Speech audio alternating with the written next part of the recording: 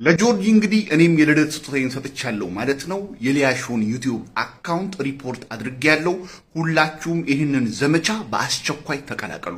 እንደዚህ ትጨክኛለህ፣ ልጅቷ አታስቢም ወይ? ያ ምን አርጋ ነው እንደዚህ የተነሳችሁባት ለምትሉ ሰዎች ይሄ ቪዲዮ ለእናንተ ነው።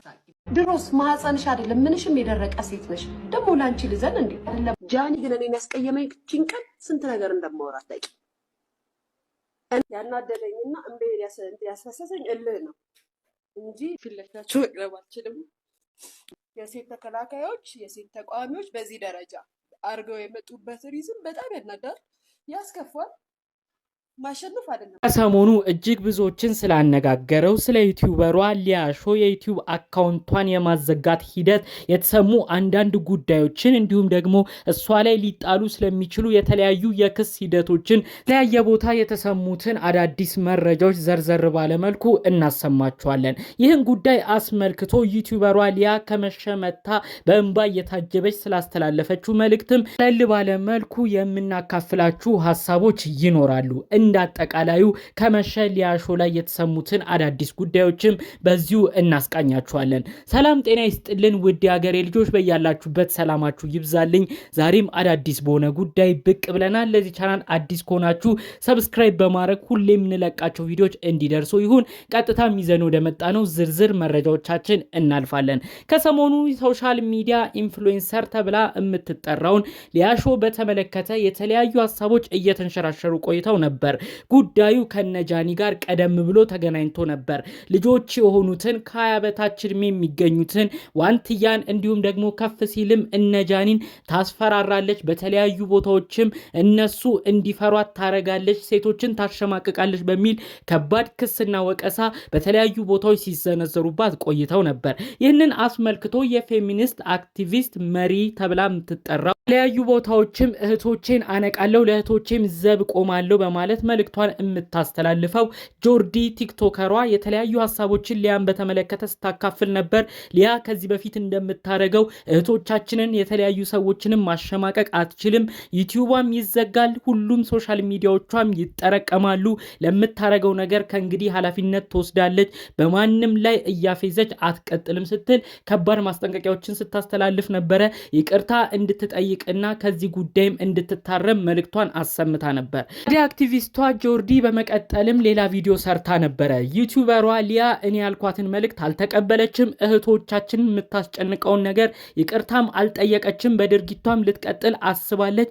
ስለሆነም የሁሉም ሶሻል ሚዲያ አካውንቶቿ ላይ ሪፖርት እናደርጋለን፣ በመቀጠልም በክስም በተለያዩ ቦታዎችም እንድትጠየቅ በህግም እንዲያናግሯት ጭምር እንሰራለን። ለአሁን ግን ዩቲዩብ አካውንቷ ብዙ የምትተማመንበትን የብዙ ሰዎች እንባ እያነቡ የሷ ገቢ የሆነውን ትልቁን የቢዝነስ ምንጯን ዩቲዩባን እናዘጋለን በማለት ትልቅ ዘመቻን በቲክቶክ አካውንቷ ላይ ቪዲዮ ሰርታ በመልቀቅ እንዲሁም ደግሞ ሪፖርት ሲደረግ ያሉትን ቅድመ ተከተሎችን በማጋራት ጭምር ቪዲዮ ለቃ ነበር።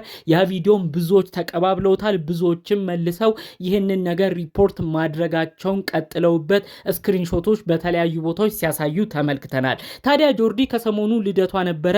የልደት ስጦታዬን እንድታረጉልኝ የምፈልገው ዩቲዩበሯ ሊያ ላይ ሪፖርት ያደረጋችሁበትን ስክሪንሾት ለኔ እንድታሳዩኝ እፈልጋለሁ በማለት ወዳጅ አርናቂ ተከታዮቿን ይህንን መልእክቷን አስተላልፋ ብዙ የሷ ወዳጅ አርናቂ ተከታዮች የሊያሾን አካውንት ሪፖርት ሲያደርጉ ተመልክተን ነበር። ይህን ጉዳይ አስመልክቶ የተለያዩ ሀሳቦች በተለያዩ ቦታዎች ሲዟዟሩ ነበረ። የተለያዩ ቦታዎች ከተሰሙት አበይት ነጥቦች መካከል በዋነኝነት እንግዲህ ይሄ ነገር ልክ ነው፣ ጆርዲ የምታረገው ጥሩ ስራ ነው፣ ሊያ ብዙ ሰዎችን እያሸማቀቀች የምትሄድበት ርቀት ሊታቀብ ሊገደብ ይገባል፣ የዩቲዩብ አካውንቷ መዘጋት አለበት፣ ከዚህ በኋላ መታገስ የለብንም ሲሉ የጆርዲን ሀሳብ ሲደግፉ የነበሩ ነበሩ። ሌሎች ደግሞ አንዳንድ ግለሰቦች ከጆርዲ ተቃራኒ በመቆም በዚህን ያህል ደረጃ ሴት ላይ መጨከል ለምን ያስፈልጋል? ጆርዲ ለብዙ ሴቶች እስከሰራች አንጻር ሊያስ ሴት አይደለች ወይ? ለምን በዚህን ያህል ደረጃ ልትጨክንባት ፈለገች?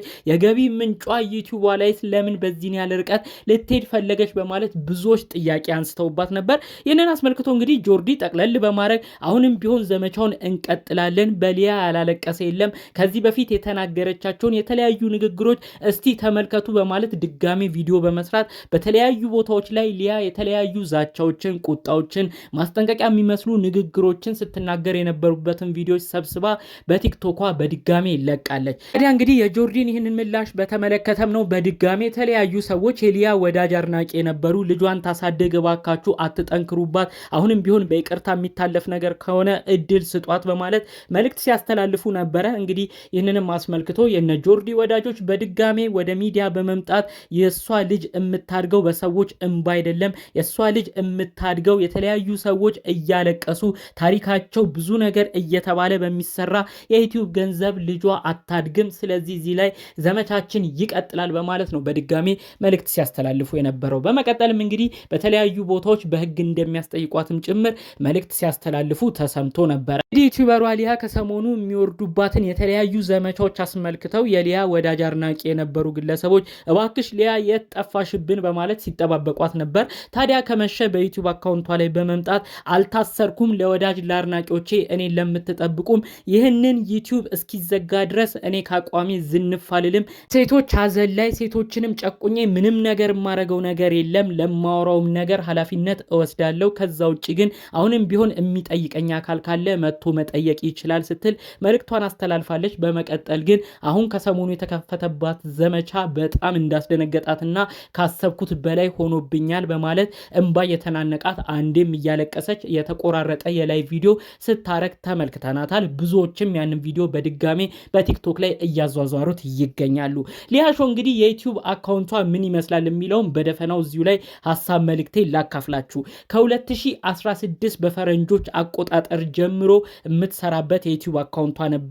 ላለፉት 10 ዓመታት ማለት ነው 700 በላይ ቪዲዮዎችም ተለቀውበት ነበር። አሁን ላይ ብዙ ቪዲዮቿን ፕራይቬት አድርጋቸዋለች። አሁንም ሪፖርት ዘመቻው ቀጥሏል ማለት ነው። እንግዲህ የተለያዩ ባለሙያዎች ስለ ዩቲዩብ አሰራር የተለያየ ሀሳብ ያነሳሉ። እንግዲህ የዩቲዩብ ዘመቻው በዚህ ከቀጠለ፣ ሪፖርት መደረጉን በዚሁ ከቀጠለ ዩቲዩብ ያንን ቻናል በደንብ የማየት ነገር ይኖረዋል። የሚደረጉትን ነገሮችን በደንብ መርምሮ እዚህ የዩቲዩብ ቻናል ላይ እስከ ማገር ሊያደርስ ይችላል። ከዛ ውጪ ግን ምንም ጥፋት ካላገኘበት ሪፖርት የሚደረገው ዘመቻ ዝም ብሎ ነው ብሎ ካሰበ ዩቲዩብ ያንን ቻናልም ላያግደው ይችላል እያሉ የተለያዩ ሀሳቦች ሲያነሱ ነበረ። አድናቂ የሆኑ ግለሰቦችን በመቀጠል ይህንን ሀሳብም ሲያጋሩ ነበረ። ዩቲዩበሯ ሊያ ብዙ ቦታ ላይ ታዋቂ ሆናለች፣ ወደድንም ጠላንም። ስለዚህ አካውንቷ ቢዘጋ እሷ በሌላ አካውንት ብትመጣ ሰው ድጋሜ ሰብስክራይበር ያረጋታል። በቀላሉም ዩቲዩብ የሚፈልገውን የሞኔታይዜሽን ፖሊሲም ልታልፍ ትችላለች። ድጋሜ ሞኔታይዝ ሆና ዩቲዩብ ስራዋን መቀጠል ትችላለች ሲሉም ደግሞ ተደምጠዋል። ነገር ግን እዚህ ጋር አንድ መሰመር ያለበት ነገር አለ።